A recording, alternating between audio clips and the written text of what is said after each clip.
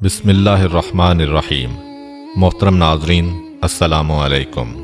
آج کی ویڈیو حضرت عیسیٰ علیہ السلام کے معجزات اور نصیحتوں پر مبنی مختلف واقعات پر مشتمل ہے۔ حضرت عیسیٰ علیہ السلام نے 30 سال کی عمر میں رسمی طور پر لوگوں کے سامنے اپنی رسالت کا اعلان کیا۔ چونکہ جو بھی رسول آیا اس نے معجزات کے ذریعے اپنی رسالت کو ثابت کیا، لہٰذا حضرت عیسیٰ علیہ السلام نے بنی اسرائیل سے کہا، میں تمہارے پاس تمہارے پروردگار کی نشانیاں لے کر آیا ہوں۔ اس کے بعد اپنے 5 معجزات بیان کرتے ہوئے کہا، میں مٹی سے پرندے کی شکل بناؤں گا اور اس میں کچھ دم کر دوں گا تو وہ حکم خدا سے پرندہ بن جائے گا۔ میں پیدائشی اندھے کو بینائی دوں گا۔ میں برس کے مریض کا علاج کروں گا۔ حکم خدا سے مردوں کو زندہ کروں گا۔ تمہیں اس بات کی خبر دوں گا کہ تم کیا کھاتے ہو اور گھر میں کیا ذخیرہ کرتے ہو۔ یقیناً ان سب میں تمہارے لیے نشانیاں ہیں اگر تم صاحب ایمان ہو۔ اللہ میرا اور تمہارا دونوں کا رب ہے، لہٰذا اس کی عبادت کرو کہ یہی صراط مستقیم ہے۔ کچھ لوگ حضرت عیسیٰ علیہ السلام پر ایمان لے آئے اور کچھ لوگوں نے ان کا انکار کیا اور ان کے معجزات کو سحر و جادو سے تعبیر کیا۔ لیکن حضرت عیسیٰ علیہ السلام مسلسل لوگوں کو دعوت توحید دیتے رہے اور انہیں پند و نصیحت کے ذریعے راہ حق کی طرف ہدایت کرتے رہے۔ ایک دن وہ اپنے 12 خاص دوستوں، جن کو حواری کہا جاتا تھا، کہ ہمراہ سرزمین اردن سے بیت المقدس کی جانب روانہ ہوئے۔ دوران سفر انہوں نے جو بھی اندھا اور اپاہج دیکھا اسے اذن خدا سے شفا دی۔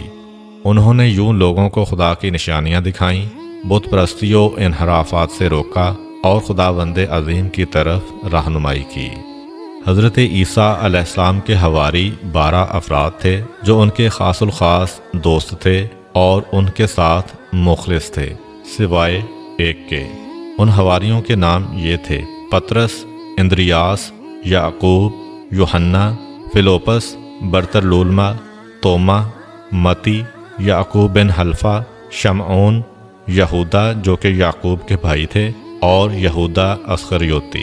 اس آخری حواری یہودا اسخریوتی نے حضرت عیسیٰ علیہ السلام کے ساتھ خیانت کی تھی۔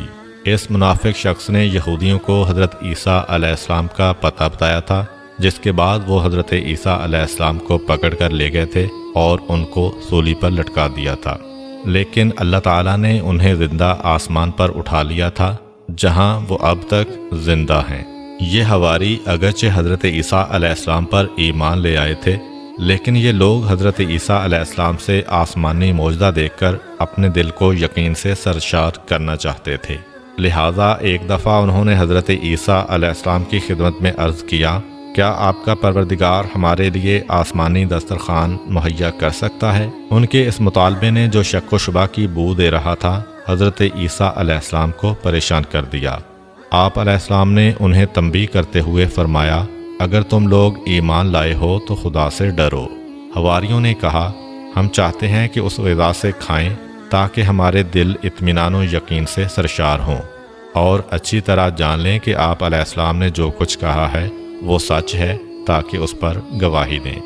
جب حضرت عیسیٰ علیہ السلام ان کے حسن نیت سے آگاہ ہو گئے تو خدا کی بارگاہ میں عرض کیا، خدایا ہمارے لیے آسمانی دسترخوان نازل فرما کہ ہمارے اول و آخر کے لیے عید ہو جائے اور آپ کی طرف سے ایک نشانی شمار ہو۔ ہمیں روزی عطا فرما، تو بہترین روزی دینے والا ہے۔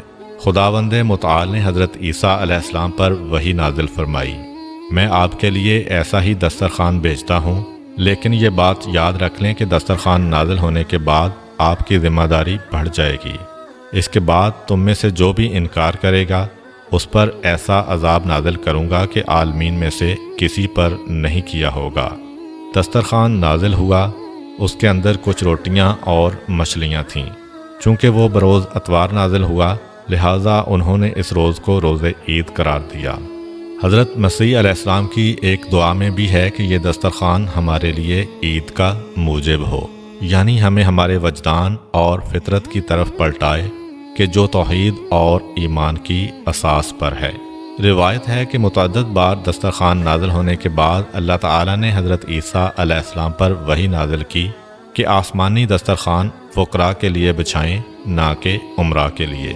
جناب عیسیٰ علیہ السلام نے ایسا ہی کیا۔ جب ایسا ہوا تو مالدار لوگ شک و تردید میں پڑ گئے اور دوسرے لوگ بھی اس دسترخوان کے معجزہ ہونے کے بارے میں شک کرنے لگے۔ خداوند متعال نے اسی وجہ سے ان میں سے 333 مردوں کو سور کی شکل میں مسخ کر دیا، جو الٹی سیدھی حرکتیں کرتے اور گندگی وغیرہ کھاتے۔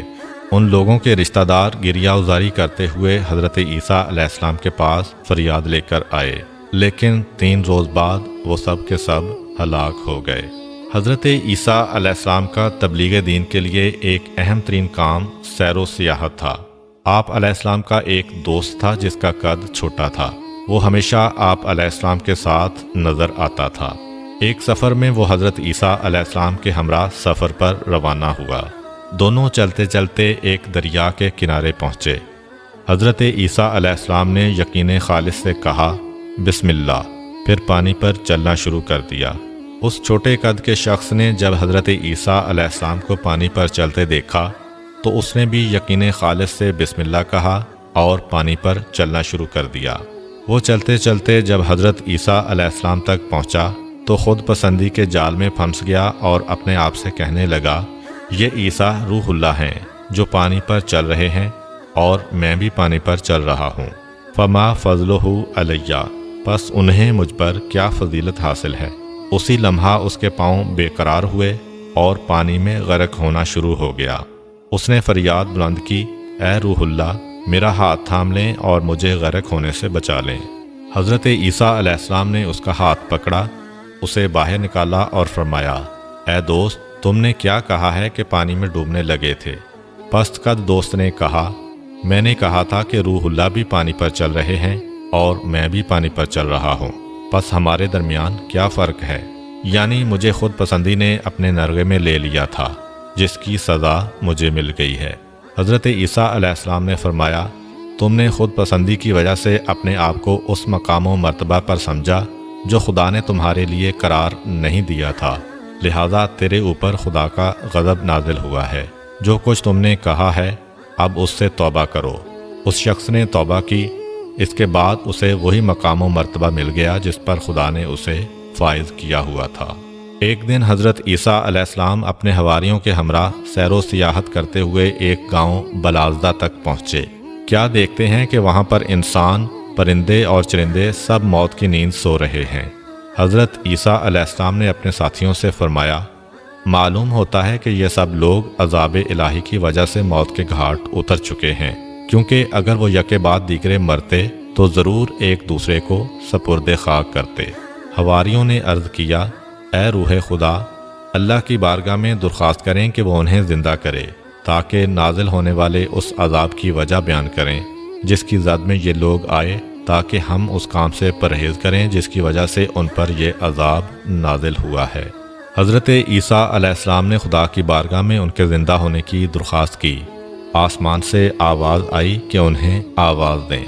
حضرت عیسیٰ علیہ السلام رات کے وقت ایک ٹیلے پر چڑھے اور فرمایا، اے اس گاؤں کے لوگوں۔ ان میں سے ایک شخص زندہ ہوا اور اس نے کہا، ہاں اے کلمہ خدا۔ آپ علیہ السلام نے فرمایا، تمہارے اوپر افسوس، تمہارا کیا کردار تھا کہ تم اس عذاب میں گرفتار ہوئے ہو؟ زندہ شدہ مردہ نے کہا، 4 چیزوں کی وجہ سے ہم پر عذاب الہی نازل ہوا ہے۔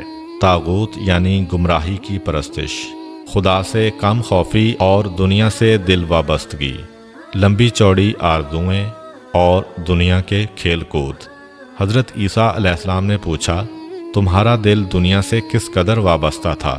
زندہ شدہ مردہ نے کہا، جس قدر ماں کو اپنے بیٹے سے محبت ہوتی ہے۔ جس وقت دنیا ہماری طرف رخ کرتی ہے ہم خوشحال ہوتے ہیں،